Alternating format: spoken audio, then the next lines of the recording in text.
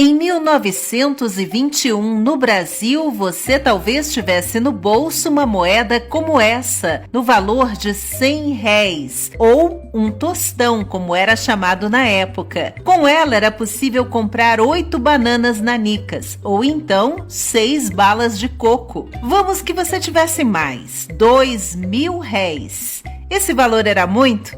Na verdade, era pouco ainda. 100 anos atrás você comprava 2 dúzias de ovos ou então uma galinha. Olá, amigos da história! Nesse período aí o Brasil era outro, tinha em torno de 30 milhões de habitantes, uns 15% da população atual, e mais ou menos a metade dessas pessoas já vivia nas cidades. Mas o país ainda era fortemente agrário, muito dependente das atividades rurais, e com algumas terras ainda sendo desbravadas. A industrialização estava bem no começo, mas será que a vida dos brasileiros de 100 anos atrás era assim tão diferente da nossa? Olha, a primeira grande diferença é que em 1921 a maioria, 80% dos brasileiros, eram analfabetos, não sabiam ler nem escrever, alguns mal assinavam o próprio nome ou sabiam fazer algumas operações matemáticas, fazendo contas nos dedos, por exemplo. Foi nesse período que começou um grande clamor por transformações na sociedade, por educação para todos, com ampliação da escola primária e reformas educacionais. Naquela época ainda não tinha um sistema organizado de educação pública, como é hoje a rede de ensino coordenada pelo Ministério da Educação. Os contrastes do Brasil eram, portanto, tão ou mais acentuados do que atualmente. No Rio de Janeiro, que era a capital do país, enquanto a coluna social da revista O Malho, de 1921, trazia a foto de pessoas elegantes no clube ginástico português, a revista Careta mostrava a distribuição de brinquedos para crianças pobres na Policlínica de Botafogo. Mas as propagandas faziam crer que o país estava em franco desenvolvimento. Ano de lançamento do Guaraná Champanhe, a última palavra em bebida sem álcool da Companhia Antártica Paulista. Os grandes armazéns das Casas Colombo anunciavam as roupas e toucas de banho de mar para usar nas praias chiques, além de ofertas de automóveis de luxo para casamentos, passeios e excursões. Aliás, em 1921 começaram a ser montados os primeiros carros no Brasil.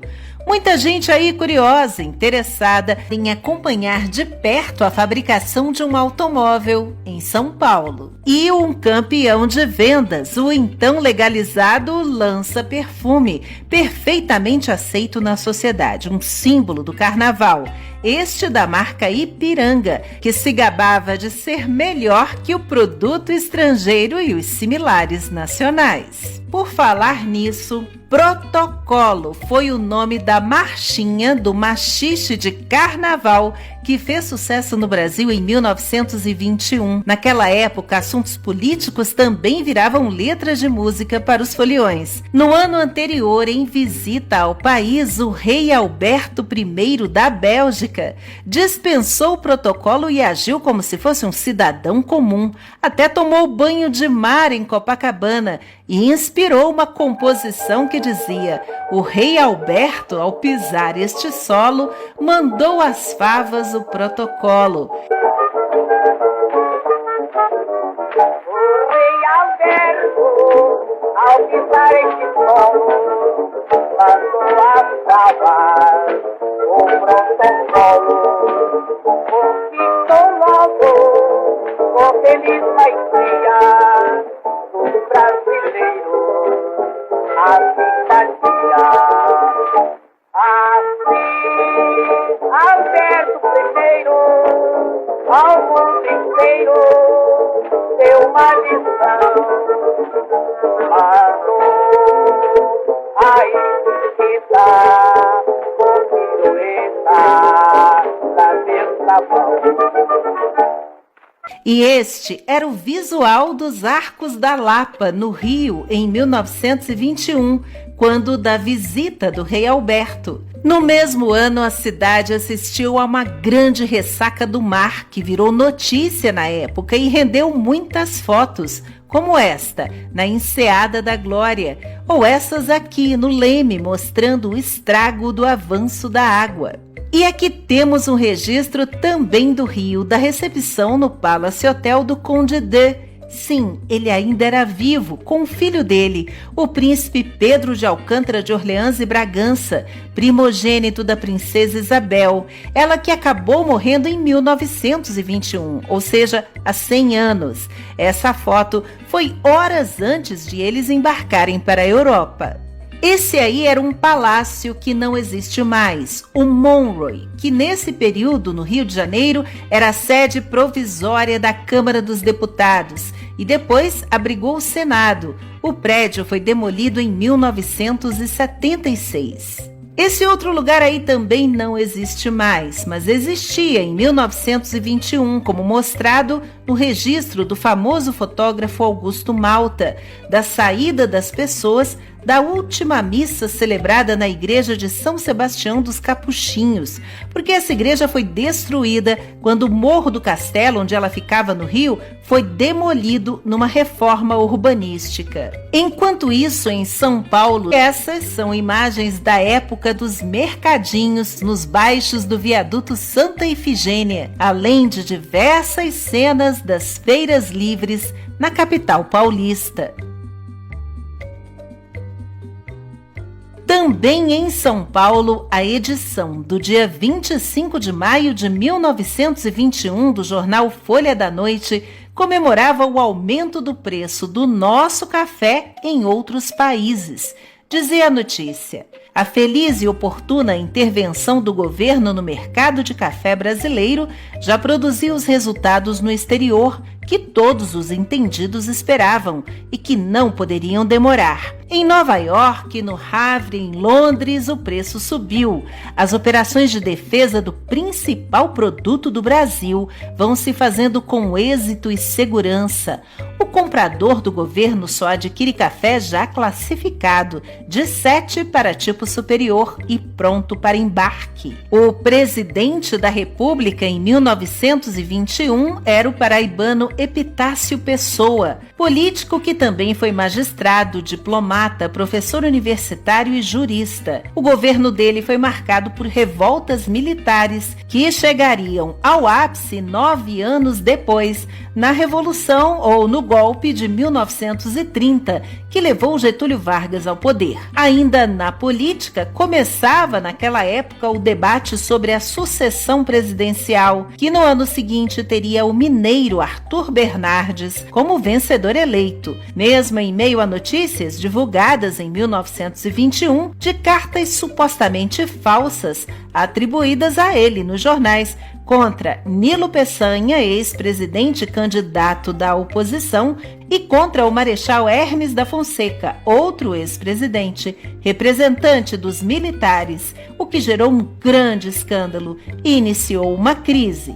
A política sendo política em 1921. Mas quem não quisesse saber sobre as intrigas do poder podia apreciar a imagem da popular atriz de cinema Bibi Daniels, capa da revista Cena Muda, cena escrita com SC no início. Ou então conferir na galeria do Jornal das Moças a senhorita Baby de Castro, ou talvez Babi de Castro, que aparecia com destaque como fervorosa adepta do Clube de Regatas Vasco da Gama. Mas em 1921, o Flamengo foi bicampeão do Campeonato Carioca, com destaque para o goleiro gaúcho Kuntz. Aliás, no Rio Grande do Sul, o Grêmio foi o campeão daquele ano. E em Belo Horizonte, o estádio Prado Mineiro foi o palco do primeiro clássico entre Atlético e Cruzeiro, então chamado de Palestra, em 17 de abril de 1921, no confronto de estreia de uma rivalidade que já dura 100 anos. E nas arquibancadas do Parque Antártica, em São Paulo, homens de chapéus se espremiam para ver o Palestra Itália jogar, o futuro Palmeiras. Os chapéus eram acessórios obrigatórios para homens e mulheres, contrariando o gosto de uma certa revista chamada A Máscara, que comparava com nostalgia a moda do fim do século XIX com a então atual de 1921, destacando como eram nobres as fidalgas do tempo da velha monarquia, com aquela silhueta de talho fino e apertado. Mas agora, essa moda de vestidos mostrando as pernas, chapéus entrados na cabeça, sendo quase impossível saber a cor dos cabelos. Mesmo assim, a revista comemorava o fim dos coletes sufocantes e o alívio para mulheres poderem se movimentar mais livremente. Mulheres livres eram a preocupação das autoridades em Belém do Pará em 1921, que impuseram muitas restrições à prática da prostituição com a fiscalização sanitária numa guerra contra a sífilis. As mulheres eram examinadas mensalmente por médicos e recebiam carteiras de identificação, com permissão para exercer a atividade apenas em uma área específica da cidade. Ainda na região norte, caminhando pelas ruas de terno e chapéu, podia-se chegar até aí, o Mercado Público de Manaus. E no Nordeste, esse era o velho Mercado Público do Recife, em 1921, onde no centro da cidade podia-se encontrar prédios tão altos como esse. Já em Alagoas, o jornal de maio daquele ano dava notícia de um ataque dos cangaceiros ao povoado Paricônia. Por aquela região já se divulgava o confronto entre os policiais da Volante e os bandoleiros do sertão. Um deles, ainda jovem, lideraria um bando e seria conhecido como Lampião. 1921 marcou o início de uma série de mudanças pelas quais o Brasil passaria, que marcariam a história do país até hoje, 100 anos depois. Gostou deste vídeo? Então, obrigada por assistir. Se inscreva no canal para acompanhar as novidades e até a próxima com uma história a mais.